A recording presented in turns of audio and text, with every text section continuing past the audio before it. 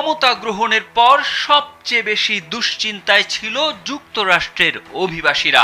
যুক্তরাষ্ট্রের ৪৭তম প্রেসিডেন্ট হওয়ার আগেই ট্রাম্প ঘোষণা করেছিলেন ক্ষমতায় গেলে অবৈধ অভিবাসীদের যুক্তরাষ্ট্র থেকে বের করে দেবেন তিনি। অবশেষে হলো তাই।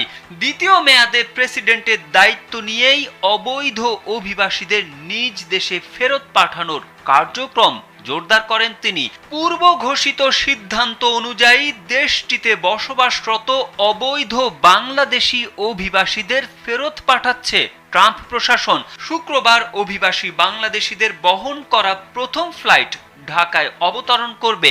ঢাকার এক প্রশাসনের নির্দেশে বিশ্বের অন্যান্য দেশের মতো বাংলাদেশের অবৈধ নাগরিকদেরও ফেরত পাঠাচ্ছে যুক্তরাষ্ট্র। এরই অংশ হিসেবে যুক্তরাষ্ট্র থেকে প্রথম ধাপে ৫ থেকে ৬ জন অবৈধ বাংলাদেশি নাগরিককে গ্রিফন এয়ারের একটি গোপন চার্টার ফ্লাইটে করে ঢাকায় পাঠানোর কথা। গ্রিফন এয়ার মূলত মার্কিন সামরিক বাহিনীর জন্য চার্টার পরিষেবা প্রদানকারী একটি আমেরিকান বিমান সংস্থা। সম্প্রতি তারা অবৈধ নেপালি অভিবাসীদের যুক্তরাষ্ট্র থেকে ফেরত পাঠানোর কাজে যুক্ত ছিল। একই ফ্লাইটে মালদ্বীপের অবৈধ অভিবাসীদেরও থাকার কথা। ট্রাম্প ক্ষমতায় আসার পর এই প্রথম যুক্তরাষ্ট্র থেকে এভাবে বাংলাদেশিদের